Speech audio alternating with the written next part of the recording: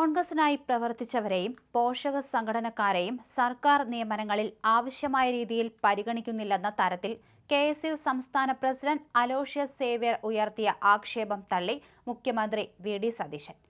അലോഷ്യസിന്റെ പരാതി തനിക്കറിയില്ലെന്ന് മുഖ്യമന്ത്രി വാർത്താസമ്മേളനത്തിൽ വ്യക്തമാക്കി. ആർ.എസ്.എസുകാരനെ സർക്കാർ പ്ലീഡറായി നിയമിച്ചെന്ന ആക്ഷേപത്തിൽ കെ.എസ്.യു. ഉയർത്തിയ പ്രതിഷേധവും അദ്ദേഹം തള്ളി. ഗവൺമെന്റ് പ്ലീഡർമാരുടെ നിയമനവുമായി ബന്ധപ്പെട്ട് 2 ഗവൺമെൻറ് പ്ലീഡർമാരെ നിയമിച്ചപ്പോൾ വന്ന ആരോപണം, ഒന്നൊരാൾ കോളേജിൽ പഠിക്കുമ്പോൾ SFI ആയിരുന്നു, മറ്റൊരാൾ കോളേജിൽ പഠിക്കുമ്പോൾ ABVP ആയിരുന്നു എന്നുള്ള ആരോപണം. നിങ്ങൾ പല മാധ്യമങ്ങളും അത് കൊടുത്തത് ഇന്ത്യൻ ലോയേഴ്സ് കോൺഗ്രസിലെ അഭിഭാഷക വിഭാഗം ഈ പരാതി പറയുന്നു എന്നാണ്. അവരാണ് പരാതിപ്പെട്ടത് എന്നാണ് എല്ലാ മാധ്യമങ്ങളിലും വാർത്ത വന്നത്. എന്നോടാരും പരാതി പറഞ്ഞിട്ടില്ല. എന്നോടാരും പരാതി പറഞ്ഞിട്ടില്ല. ഇവർ പരാതിപ്പെട്ടു എന്നും പറഞ്ഞു വ്യാപകമായ വാർത്ത വന്നു. അപ്പോൾ എൻ്റെ കയ്യിലുള്ളത് ഇന്ത്യൻ ലോയേഴ്സ് കോൺഗ്രസിൻ്റെ സംസ്ഥാന കമ്മിറ്റി സമർപ്പിച്ച റിപ്പോർട്ടാണ്, ഈ റെക്കമെൻഡേഷനാണ്. ആ റെക്കമെൻഡേഷനിൽ ഈ വിവാദപ്പെട്ട 2 പേരുടെയും പേര് അവർ റെക്കമെൻഡ് ചെയ്ത 2 പേരെ ആക്കണമെന്ന് പറയും. ഇതാണ് എൻ്റെ ലിസ്റ്റ്.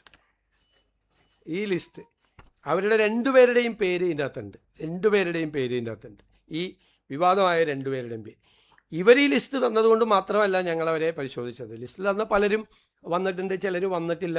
ഞങ്ങളതിനെക്കുറിച്ചുള്ളൊരു പരിശോധന നടത്തിയിട്ടാണ്, അവരുടെ പശ്ചാത്തലം കൂടി പരിശോധിച്ചിട്ടാണ് അവരെ നിയമിച്ചത്. അവർ ഇന്ത്യൻ ലോയേഴ്സ് കോൺഗ്രസിൻ്റെ മെമ്പർമാരാണ്. 2 പേരും മെമ്പർമാരാണ്. 2 പേരും വളരെ കോമ്പിറ്റൻ്റ് ആയിട്ടുള്ള ലോയേഴ്സാണ്. അതാ AGയോടുകൂടി ആലോചിച്ചിട്ടാണ് നമ്മൾ ഗവൺമെൻറ് പ്ലീഡർമാർ, അല്ലെങ്കിൽ കോൺഗ്രസിൻ്റെ ഒരു പോഷക സംഘടന തരുന്ന ലിസ്റ്റിൻ്റെ അടിയിൽ ഒപ്പിടാനല്ലല്ലോ നമ്മളിരിക്കുന്നത്. അങ്ങനെ ചെയ്യാൻ പറ്റില്ലല്ലോ. കോടതിയിൽ നല്ല ലോയേഴ്സും കൂടി വരണമല്ലോ. അപ്പോൾ അവരൊക്കെ നിർദ്ദേശിക്കുന്ന ആളുകളൊക്കെ തന്നെ വരും. ഈ 2 പേരും ഈ വിവാദത്തിൽപ്പെട്ട 2 പേരും. അപ്പോൾ ഈ വിവാദം ഒരാഴ്ചയായിട്ട് ഞാനും ആസ്വദിക്കുകയായിരുന്നു. ഞാൻ പറഞ്ഞല്ല, കഴിഞ്ഞ ബുധനാഴ്ച തൊട്ട് ഈ ബുധനാഴ്ച വരെ ഞാനും ആസ്വദിക്കുകയാണ്.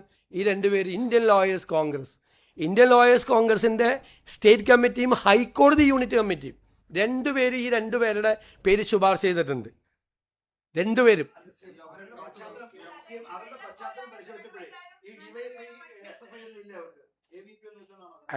അതല്ലല്ലോ, അവർ ഇന്ത്യൻ ലോയേഴ്സ് കോൺഗ്രസിൻ്റെ മെമ്പർമാരാണ്. CPMൽ നിന്ന് വന്ന 5 പേര് സ്ഥാനാർത്ഥികളായിരുന്നു അസംബ്ലിയിൽ. BJPയിൽ നിന്ന് വന്ന ഒരാൾ.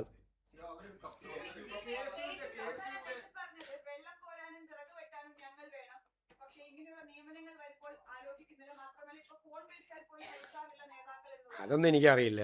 എന്നോടെന്തായാലും പറഞ്ഞിട്ടില്ല. എന്നോടൊരു പരാതിയും പറഞ്ഞിട്ടില്ല. എൻ്റെ അടുത്തൊരു പരാതിയും വന്നിട്ടില്ല. അത് സംബന്ധിച്ചൊരു പരാതിയും വന്നിട്ടില്ല. പരാതി നിങ്ങളോടാണ് പറഞ്ഞിരിക്കുന്നതെങ്കിൽ നിങ്ങൾ തന്നെ അന്വേഷിക്കണം എന്താണ് പരാതി. എൻ്റെ മുമ്പിൽ ആ പരാതി വന്നിട്ടില്ല. അവരൊന്നും അല്ലല്ലോ ഇത് തീരുമാനിക്കുന്നത്. തിരുവനന്തപുരം ലോ കോളേജിലെ യൂണിറ്റ് കമ്മിറ്റിയാണോ ഗവൺമെൻറ് പ്ലീഡറെ തീരുമാനിക്കുന്നത്? നോ. അതൊക്കെ വെറുതെ അനാവശ്യമായിട്ട് നിങ്ങളിത് ഊതി വീർപ്പിച്ച് നിങ്ങൾ വലിയ വാർത്തയാക്കിയാണ്. തിരുവനന്തപുരം ലോ കോളേജിലെ KSU യൂണിറ്റ് കമ്മിറ്റി ഗവൺമെൻറ് പ്ലീഡറെ നിയമിക്കുന്നതിന് അവർക്കെന്താ കാര്യം? ഒരു കാര്യമില്ല അവർക്കൊന്നും. അവർക്കൊന്നും ഒരു കാര്യമില്ല. അതൊന്നും നിങ്ങളാണിത് ഊതി വീർപ്പിക്കുന്നത്. ഗവൺമെൻറ് പ്ലീഡർ നിയമനത്തിൽ വിവാദം തീർന്നല്ലോ ഇതോടുകൂടി. നാളെ മുതലില്ലല്ലോ ഇത്. ഇനി വേറെ എന്തെങ്കിലും ഉണ്ടെങ്കിൽ പറ, വേറെ എന്തെങ്കിലും ചോദിക്കും. പഠനത്തിന് ഒരു സമിതി നിയമിച്ചിട്ടുണ്ട്. സുധാപിള്ള അധ്യക്ഷനായ ഒരു ഓക്സിലറി സമിതി, അവരെ സഹായിക്കാനുള്ള മറ്റൊരു സംവിധാനത്തില് അങ്ങയുടെ പേഴ്സണൽ സ്റ്റാഫിൽ ഒരു അംഗം കൂടി ഉൾപ്പെട്ടിട്ടുണ്ട്. അതൊരു ഇംപ്രോപ്രൈറ്റി അല്ലേ? ശരി, എന്താ ഇപ്പൊ കുഴപ്പം? എൻ്റെ പേഴ്സണൽ സ്റ്റാഫിലെ അംഗം അവർക്ക് ആവശ്യമായ ഡീറ്റെയിൽസ് കൊടുക്കുന്നതിന് വേണ്ടിയിട്ടാണ്, കംപ്ലീറ്റ് ആയിട്ടുള്ള ഡീറ്റെയിൽസ് കൊടുക്കുന്നതിന് വേണ്ടിയിട്ടാണ്. അതേ ഫിനാൻസ് നോക്കുന്ന എൻ്റെ അഡീഷണൽ പ്രൈവറ്റ് സെക്രട്ടറി എന്തായാലും ഒരു ഇംപ്രോപ്രൈറ്റി ഇല്ല. അവരെ സഹായിക്കുന്നതിന് വേണ്ടിയിട്ടുള്ള ഒരു ഔട്ട്സൈഡ് സംഭവമാണ്. അവരെ സഹായിക്കുന്നതിന് വേണ്ടി ഞങ്ങൾ ഒരുപാട് സംവിധാനം ഫിനാൻസിൽ തന്നെ ഉണ്ടാക്കിയിട്ടുണ്ട്. കാരണം ഫിനാൻസുമായി ബന്ധപ്പെട്ടിട്ടാണ് ഒരുപാട് ഡേറ്റാസ് കൊടുക്കേണ്ടി വരും. ആ ഡേറ്റാസ് കൊടുക്കാൻ വേണ്ടിയിട്ട് കമ്മിറ്റിയുടെ പുറത്ത് നിന്ന്, കമ്മിറ്റിയിൽ അംഗമല്ല, കമ്മിറ്റിയുടെ പുറത്ത് നിന്നുള്ള ഒരു സപ്പോർട്ടിങ് സിസ്റ്റമാണ്. ഏത് കമ്മിറ്റി നമ്മൾ വന്നാൽ ഇത് കാരണം ഒരുപാട് ഡേറ്റാസ് ഉള്ള കമ്മിറ്റിയാണ്. ആ ഡേറ്റാസിനെ സപ്പോർട്ട് ചെയ്യാൻ വേണ്ടിയിട്ടുള്ള ഒരുപാട് ആളുകളെ നമ്മൾ ഔട്ട്സൈഡ് വെക്കേണ്ടി വരും അവർക്ക് സപ്പോർട്ട് ചെയ്യാൻ വേണ്ടിയിട്ട്. അതെല്ലാം പ്രോപ്പറാണ്. ഞാൻ P. രാജീവ് എൻ്റെ ബോഡി ലാംഗ്വേജിനെ കുറിച്ചൊരു ആരോപണം ഉന്നയിച്ചത് ഞാൻ ശ്രദ്ധിച്ചു. അദ്ദേഹം ഒരു ബുദ്ധിജീവിയാണ്, വലിയ പ്രഭാഷകനാണ്, ചിന്തകനാണ്, എഴുത്തുകാരനാണ്. ഞാൻ അതൊന്നുമല്ല. ഞാനൊരു സാധാരണ നാട്ടിൻപുറത്തുകാരനാണ്. തമാശ കേൾക്കുമ്പോൾ ചിരിക്കുകയും സങ്കടം വരുമ്പോൾ കരയുകയും ദേഷ്യപ്പെടുമ്പോൾ പൊട്ടിത്തെറിക്കുകയൊക്കെ ചെയ്യുന്നൊരു സാധാരണക്കാരനാണ്. എൻ്റെ ബോഡി ലാംഗ്വേജ് ചിലപ്പോൾ അദ്ദേഹത്തിന് ഇഷ്ടപ്പെട്ട് കാണില്ല, കാരണം അദ്ദേഹത്തിൻ്റെ ശൈലി അല്ല എൻ്റെ ശൈലി. പിന്നെ അദ്ദേഹം പറഞ്ഞ കാര്യം, അതായത് ഗവൺമെൻറ് ലീഡർമാരുടെ എണ്ണം കൂട്ടിയെന്നാണ്.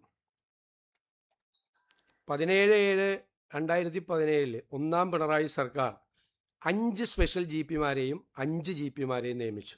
അന്ന് AK ബാലനാണ് നിയമമന്ത്രി, കൂടുതലായി നിയമിച്ചു. ഇനി ഈ ആക്ഷേപം ഉന്നയിച്ച ഈ മന്ത്രി നിയമമന്ത്രിയായിട്ടിരിക്കുമ്പോൾ 3 സ്പെഷ്യൽ GP-മാരെയും 3 GP-മാരെയും നിയമിച്ചു, 6 പേരെ. അപ്പോൾ എത്ര പേരായി? 5ഉം 5ഉം 10ഉം 6ഉം 16 പേരെ പിണറായി വിജയൻ്റെ കാലത്ത് നിയമിച്ചിട്ടുണ്ട്.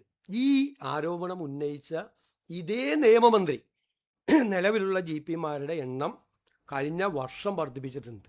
എന്നിട്ട് ഒരു കൊല്ലം കഴിയുന്നതിന് മുമ്പ് പുതിയ ഗവൺമെൻറ് GP-മാരുടെ എണ്ണം വർദ്ധിപ്പിച്ചതിനെക്കുറിച്ച് പരിഹസിക്കുന്നവരെക്കുറിച്ച് ഞാൻ എന്തു പറയും? എന്താ പറയേണ്ടത്? ഇതിൻ്റെ അകത്തെ പ്രശ്നം, ഞങ്ങൾക്ക് 23 പേരുടെ ഒരു നടപടിക്രമവും ഇല്ലാതെയാണ് ഇവർ ചെയ്തത്. ഞങ്ങളതല്ല, AG-യുടെ ഭാഗത്തു നിന്നും DGP-യുടെ ഭാഗത്തു നിന്നുള്ള പ്രപ്പോസൽ വന്നു. കാരണം എന്ന് വെച്ച് കഴിഞ്ഞാൽ നമ്പർ ഓഫ് കേസസ് കൂടുകയാണ്. കേരളത്തിലെ ഹൈക്കോടതിയിലെ പെറ്റീഷൻസ് 37,000 പെറ്റീഷൻസാണ് അവിടെ എണ്ണം വർദ്ധിച്ച് മറ്റ് ഹൈക്കോടതികളിലേക്കാൾ എണ്ണം കൂടുകയാണ്. കോടതി മുറികളുടെ എണ്ണവും കൂടിയിട്ടുണ്ട്. അപ്പോൾ അത് മാനേജ് ചെയ്യാൻ പറ്റാതായപ്പോഴാണ് 23 പേരുടെ എണ്ണം കൂട്ടണം എന്ന് പറഞ്ഞൊരു പ്രപ്പോസൽ വന്നു. നമ്മളത് 23 സാമ്പത്തിക ബുദ്ധിമുട്ടും കാര്യങ്ങൾ കാരണം അത് 12 പേരാക്കി ചുരുക്കിയിട്ടാണ് നമ്മൾ അത് കൊടുത്തത്. ഇതെല്ലാം ചെയ്തു വെച്ചിട്ട് നേരത്തെ ചെയ്ത ആളുകൾ ഇപ്പോൾ വന്ന് നമ്മൾ ചെയ്യുമ്പോൾ നമ്മളെ വിമർശിക്കുന്നത്, ഇവരുടെയൊക്കെ വിമർശനത്തിൻ്റെ അടിത്തറ എന്താണ്? ആ മുഖ്യമന്ത്രിയുടെ ദുരിതാശ്വാസ നിധിയിൽ നിന്ന് മുഖ്യമന്ത്രിക്ക് കൊടുക്കാനുള്ള അധികാരമുണ്ട്. അത് നേരത്തെ നിലവിലുള്ള ഒരു ഫോമിൽ വില്ലേജ് ഓഫീസർ സൈൻ ചെയ്ത്, ചികിത്സിക്കുന്ന ഡോക്ടർ സൈൻ ചെയ്ത്, പ്രോപ്പറായിട്ടുള്ള ഡോക്യുമെൻറ്റ്സ് വന്നാൽ ചിലപ്പോൾ ചെയ്യേണ്ടി വരും. മറ്റത് ചിലത് എല്ലാം ഓൺലൈനിലായിരുന്നു. ചില കേസ് അർജൻറ്റായിട്ട് ചെയ്യേണ്ടി വരും. ഓൺലൈനിൽ ഒരു അപേക്ഷ കൊടുത്താൽ ചിലപ്പോൾ 1 കൊല്ലമൊക്കെ പിടിക്കും കിട്ടാൻ വേണ്ടിയിട്ട്. ചില കേസ് അർജൻറ്റായിട്ടുള്ള സർജറി നടത്തേണ്ട കേസ്, ട്രാൻസ്പ്ലാന്റ് നടത്തേണ്ട കേസ്, അങ്ങനെയാണ്. പേപ്പറിൽ മറ്റേ പണ്ട് ഏതോ സർക്കാരിലൊരു മന്ത്രി മറ്റേ സിഗരറ്റിൻ്റെ കൂടിൽ എഴുതി കൊടുത്ത പോലെ ഒന്നും ഞാൻ ചെയ്യില്ല. പരാതി 1.5 മാസം കൊണ്ട് ആകെ 9 കോടി രൂപ കൊടുത്തു. 80 കോടി രൂപ വരെ ഓരോ മാസവും കൊടുത്തു. വേണ്ടത്ര പരിഗണിക്കുന്നില്ല, MLA-മാരുടെ അപേക്ഷകൾ പരിഗണിക്കുന്നില്ല എന്ന് പറയാം. അത് തെറ്റായ അപേക്ഷ. PFC പദ്ധതിയെ സംബന്ധിച്ച് ഉപസമിതി നേരത്തെ 4 മന്ത്രിമാരെ തീരുമാനിച്ചു. 1 മാസത്തിനുള്ള റിപ്പോർട്ട് സമർപ്പിക്കുക. അത് ക്യാബിനറ്റിൽ വന്നിട്ടുണ്ട്. എന്താണ് തുടർന്ന് ആ പദ്ധതി തുടരാനാണോ? അതിന്റെ സാങ്കേതിക ക്യാബിനറ്റിൽ വന്നിട്ടില്ല, അടുത്ത ആഴ്ചത്തെ ക്യാബിനറ്റിൽ വരും.